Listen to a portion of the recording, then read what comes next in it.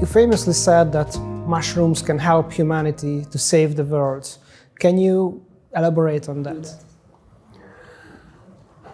Well, I think those of us who've journeyed with a high dose of psilocybin, so I'm only speaking to a subset of the audience here, but those of us who've done these journeys, a very common theme is we realize that we're a species that has an obligation to help save the planet, the biodiversity, the ecosystems, and nature.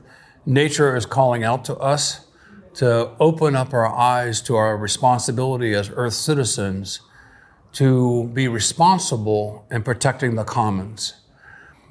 And unfortunately, because of capitalism, religion, all sorts of other factors, our vision has become so narrowed for just self-indulgence, self-profiteering, and the understanding of sharing for the commons has unfortunately retreated in the priorities of many human activities. I do believe in the principles of capitalism insofar that individuals should be rewarded for their extraordinary efforts. So you have to be incentivized. But once you are incentivized and you do get ahead, you have I think it's a very strong obligation to help others who are in need. Because I think the lessons of evolution is not the survival of the fittest, but the sharing of surplus beyond your own needs to help your neighbors and help others who are less advantaged. So the message that I'm getting from psilocybin mushrooms is the important role that humans play today in being able to provide for the health of the ecosystem for everyone.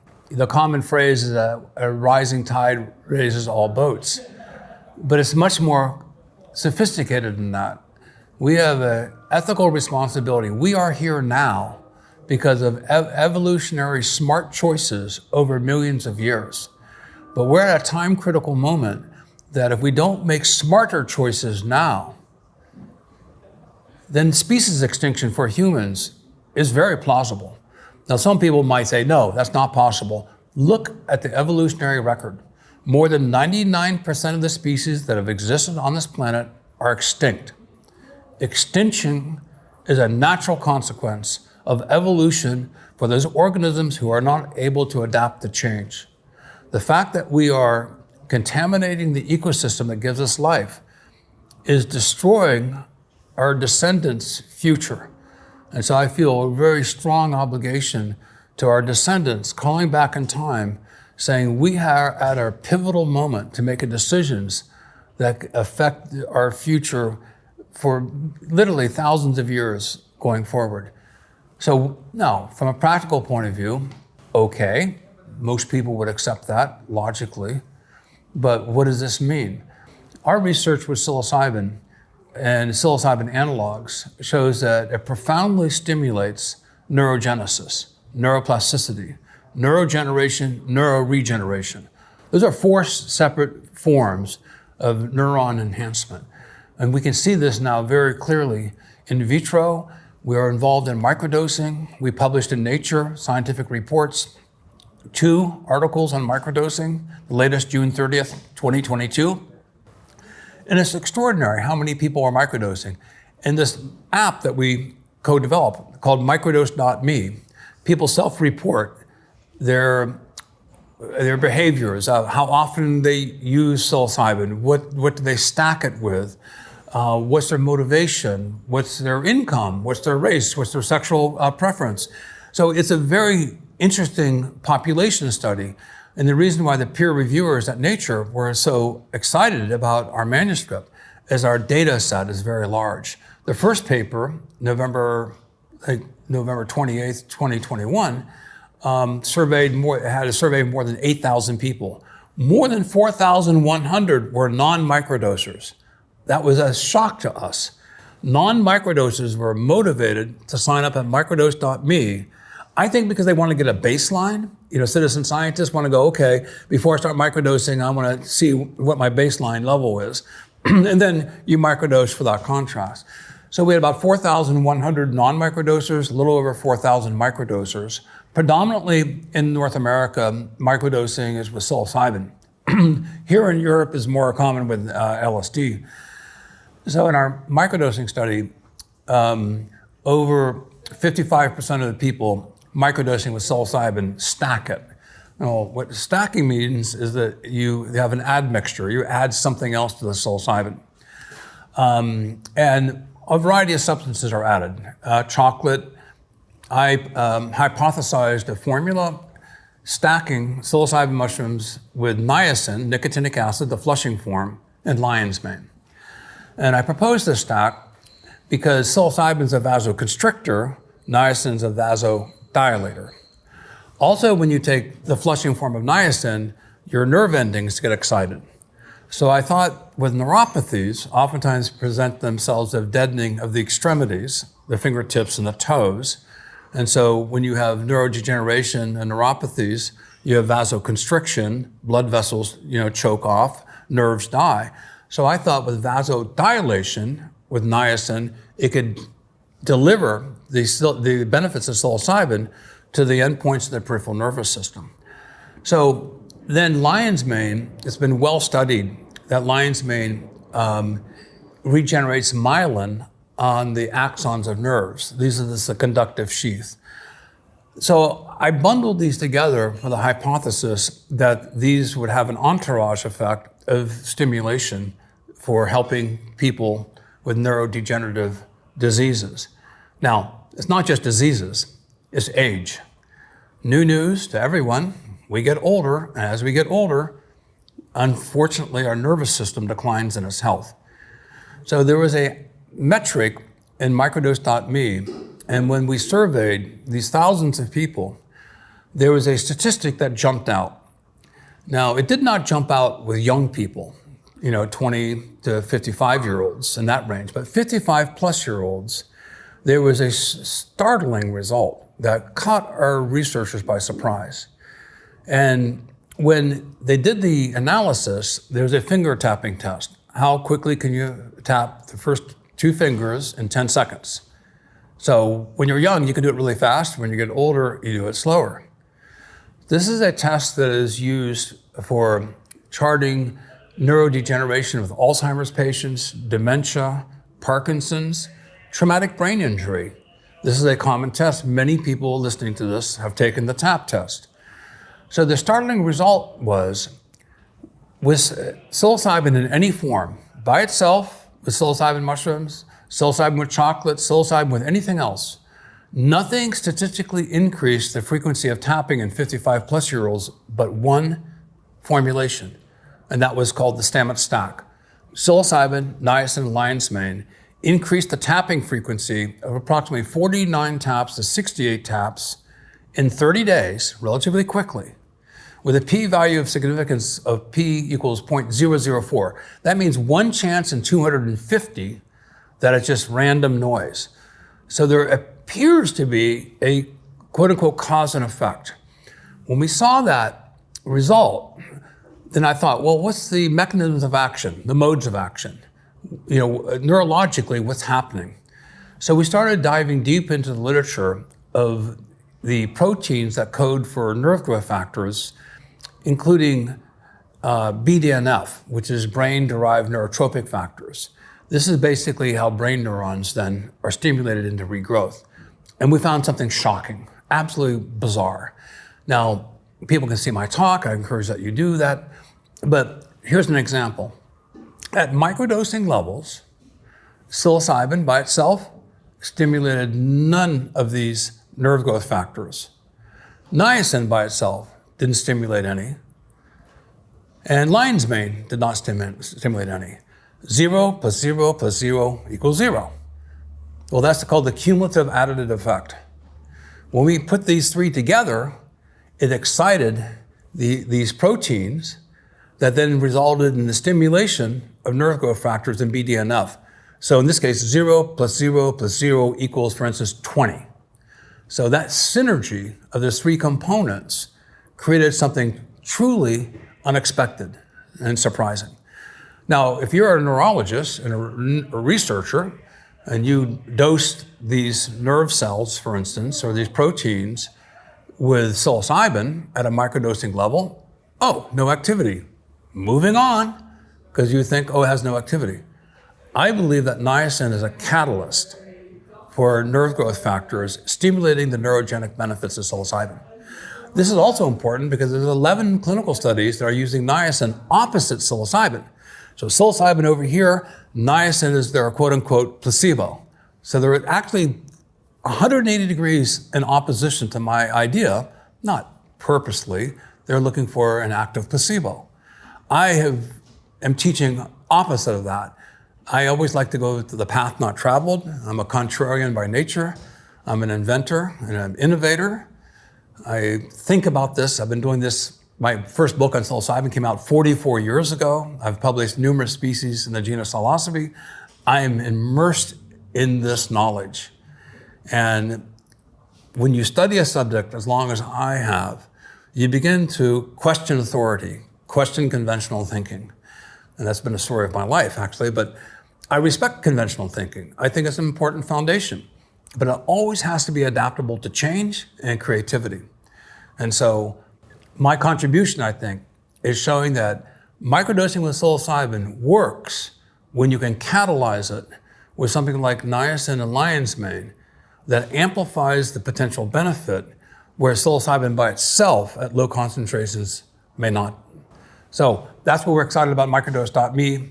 We have clinical trials now planned, and these observational studies can help inform clinicians on how to design very good clinical trials. So we do not know whether this is going to be clinically relevant or not. That is yet to be proven.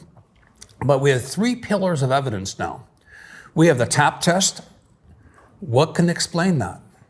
It's not expectancy. Placebo is not appropriate. So I just challenge any listener. What could result in an increase in psychomotor skills compared to psilocybin by itself or non-microdosers? The only explanation that's feasible, in my imagination, those of many neurologists I've talked about, is neurogenesis. There's an increase in the neurological health of the patients or the individuals taking these substances. So that's one pillar of evidence. The second pillar is these MAP kinases. These are proteins, when the substances dock with them, stimulate BDNF and NGF, brain-derived neurotropic factors and nerve growth factors. So I showed in my talk, 4 or 5 examples of zero activity, the components stacked together, massive activity. In fact, we have more than 50 examples of this, where there's no activity and massive activity. And we have hundreds of examples of synergy, where 1 + 1 + 1 doesn't equal 3, but 1 + 1 + 1 equals 16. So it's the entourage effect of amplification. So we have that pillar of evidence. The third pillar of evidence, which I didn't have time to show, is in vitro with brain nerve cells growing. We can actually dose those nerve cells with this combination of psilocybin, lion's mane, and nicotinic acid, and we can see the proliferation of the nerves growing beyond baseline of any one of those other components. So those 3 pillars of evidence are a strong argument for creating clinical studies to test this. Now, keep this in mind, and I didn't get a chance to explain this during my talk. Think about all the confounders in this observational study. Where are people buying their psilocybin? Underground market. How was the potency of each one, each sample? The majority, I think 78% of the people are taking 1/3 of a gram to 1/10 of a gram of Psilocybe cubensis, golden tops, dried. So you have the variability of the dosage, you have the variability of the sources and how much psilocybin is in each. You have variability in the amount of niacin they're taking, you have variability in the amount of lion's mane they're taking. Now these 3 confounders logically would dilute significance. The fact that we have such high significance for the TAP test suggests to me that the results are understated compared to optimization. If we can optimize each of those components, then the significance value should logically increase. So the fact that we have such a signal from the noise is truly, I think, an eye-opener. And And so my best supporters, by the way, many of you are skeptics. My best supporters have been skeptics. So I like to be taken to the mat, but I would advise all skeptics to be a little bit more circumspect. Because some people say microdosing doesn't work. Every study of microdosing doesn't follow the practices of microdosers in the real world. People are taking it for 30, 60 days. They're taking it 3 to 5 times a week, and they're doing sub-intoxication levels. A report out of Brazil, they're taking a half a gram. Another report, 70% of the people could guess what the low dose was. Well, that's unblinded. We have 7% of the people knowing that they got the low dose. By definition, a microdose is a sub-intoxication, but it's not sub-effect. When you do microdosing, for instance, colors are a little bit more livelier.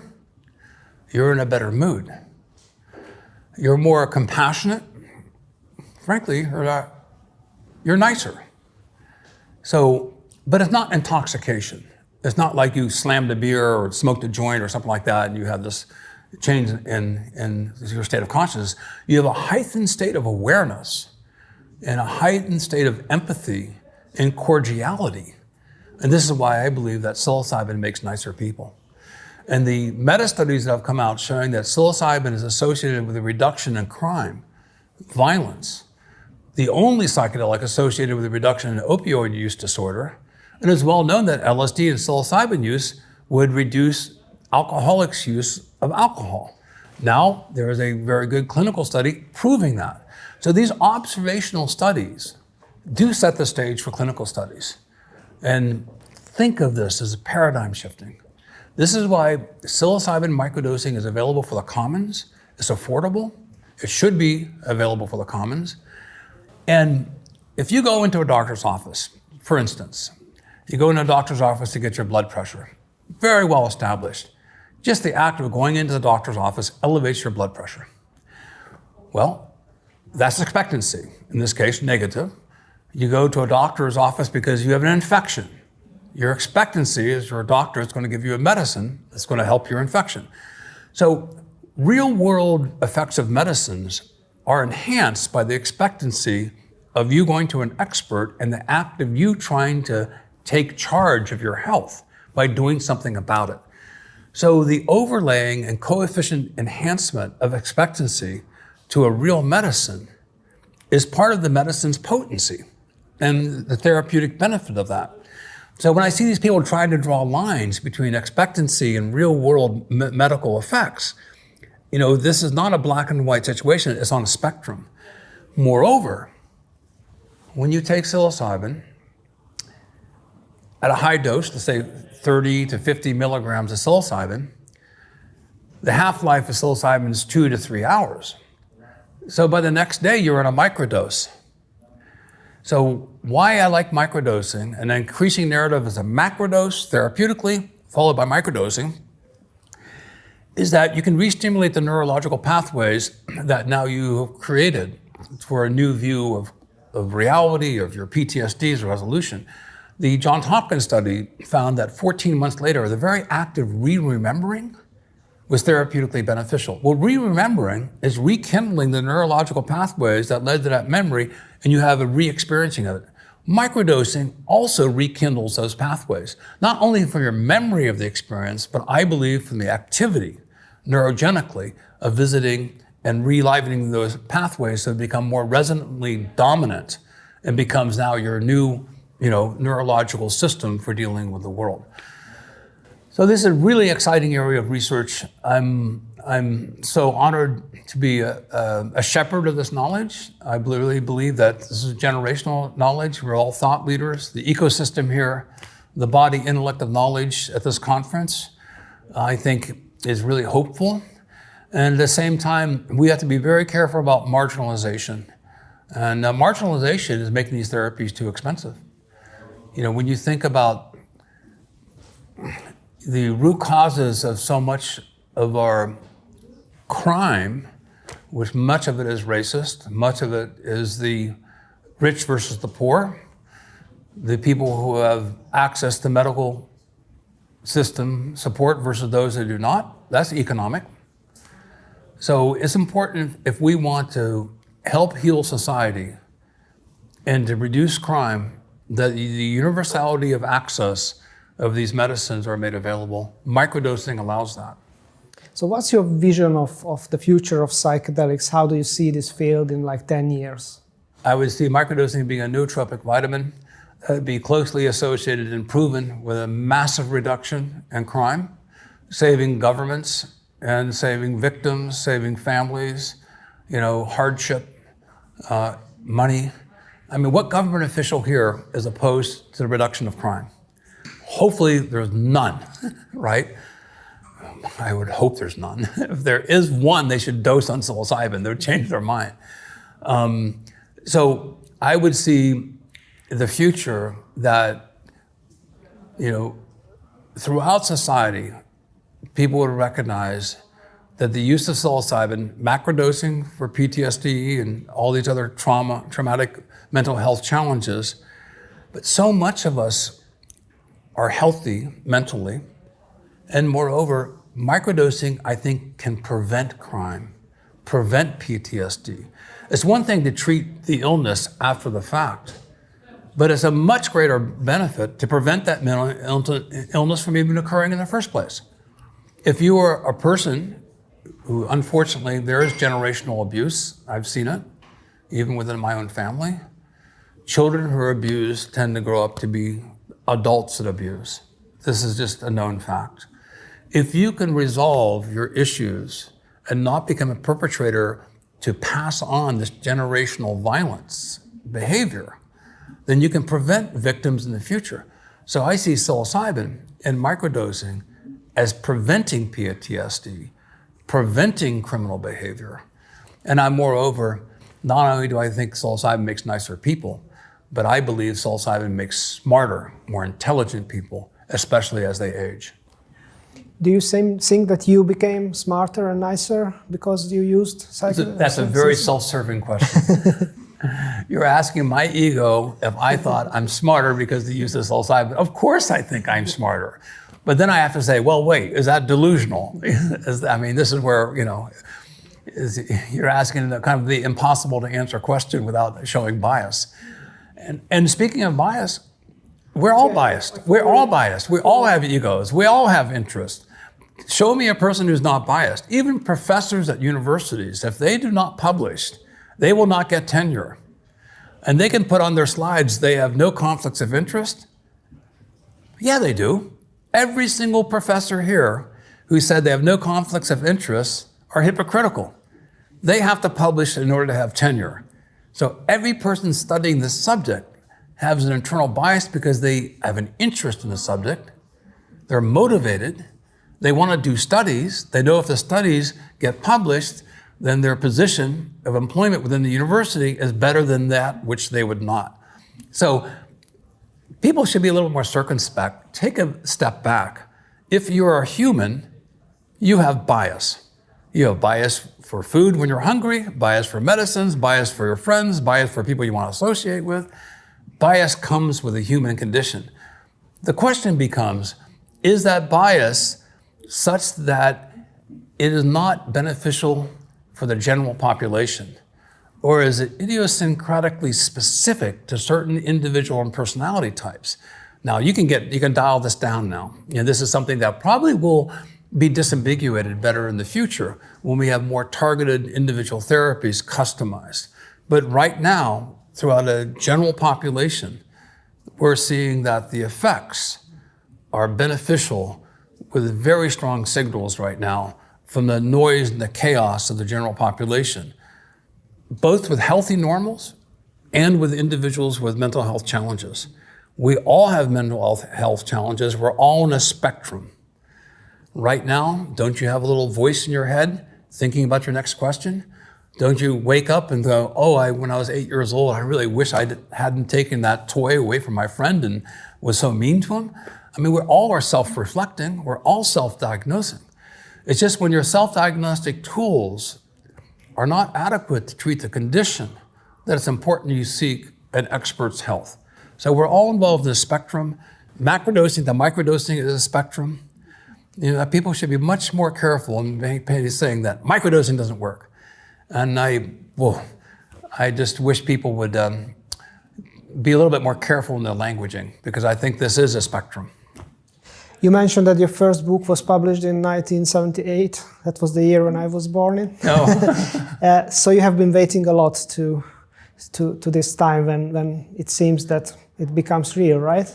So how do you feel about this new psychedelic renaissance? And do you think there is a risk of a new backlash after this? Well, there's always a danger in a renaissance. Having by definition, it's a revolution against the conventional wisdom. What is really different now than in 1978, when I published my first book, is the absence of paranoia. That's a stressor. That causes anxiety.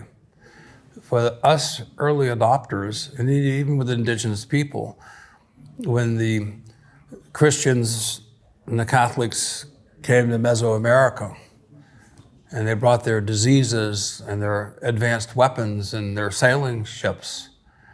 I mean, that domination and suppression of indigenous wisdom and religion,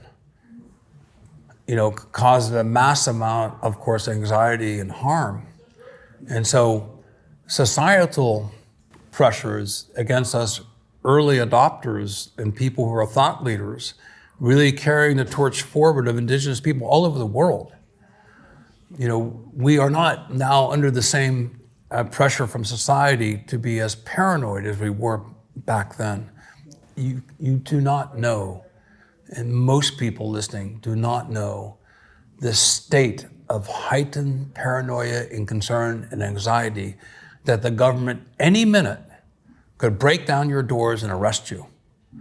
And to me, the use of psilocybin and psychedelics is a civil right. It's a freedom of consciousness right. No government in the world has a right to your freedom of consciousness. That is your born right.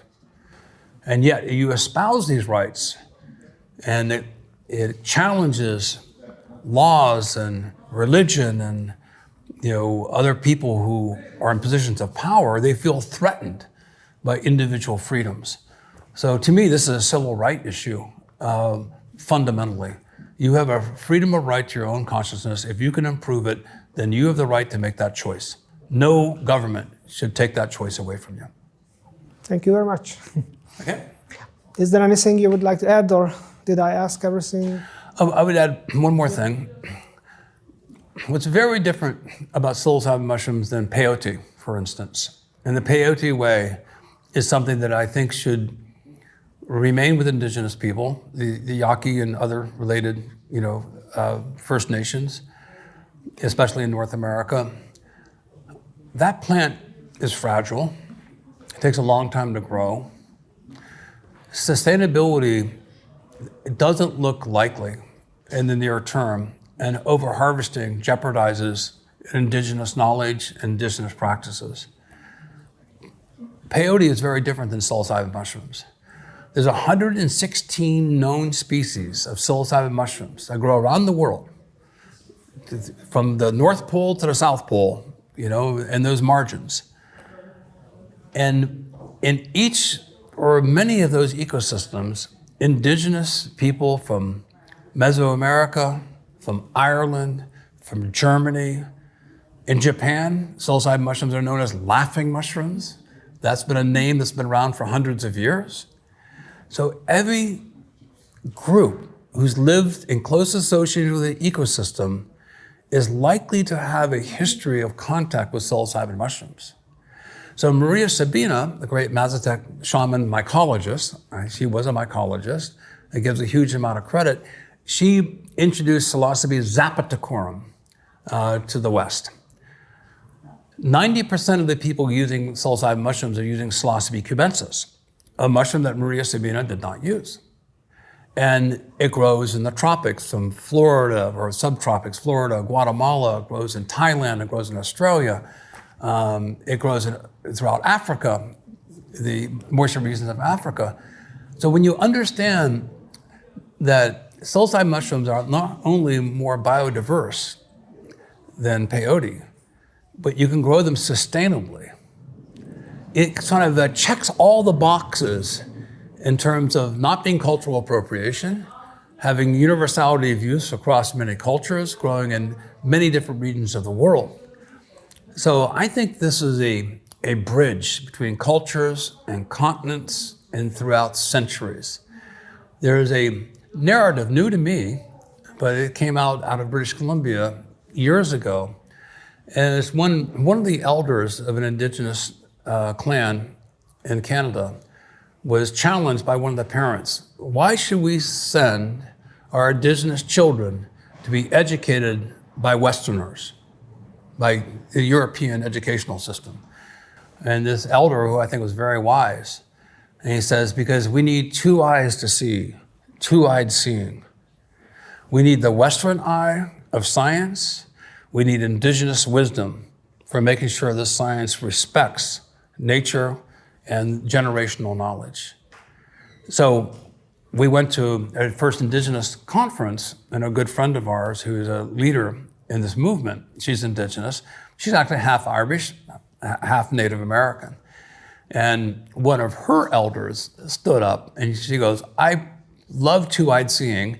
And she said, I'm not taking away my iPhone from my 12-year-old daughter. That would create chaos in my life. But I think this is an example where with two eyes we can see better. We need to respect indigenous wisdom. All wisdom is built upon by experience. Everyone contributes to the growing body intellect of knowledge. This is what this conference is about. And I think we have to always walk forward with two eyes seeing. One of the characters in the new Star Trek Discovery was modeled after you. And in this show, there is the mycelium network that helps people to travel through space and time. Do you believe that one time that this will be a reality? Yeah, this Star Trek series Discovery, the 10 or so writers called me up and said, we're in the dungeon, we're writing Star Trek, give us some ideas. And I told them to turn on their tape recorder. I'm a Star Trek fan. And I just gave them about an hour and a half, 2 hours of just stream of consciousness, talking about the mycelial network and how networks are self-creating, and the mycelial network, the neurological network, the computer internet network, the organization of dark matter and dark energy in space, all are built upon this same sort of structure that allows elasticity, that has many end points of contact, that can constantly experiment with successes. And if there is a success, the information back channels, and by definition, it grows. And so I talked about then entering into hyperspace, into the mycoverse, into the multiverse using psilocybin. And one of the messages many of us get is the universality of being, that we exist within one giant consciousness. And being able to understand that can allow us to be able to cross into different dimensions without using the envelope of our bodies as a limiting factor. So to answer your question, yes, I do believe that these are portals for us to enter into the multiverse.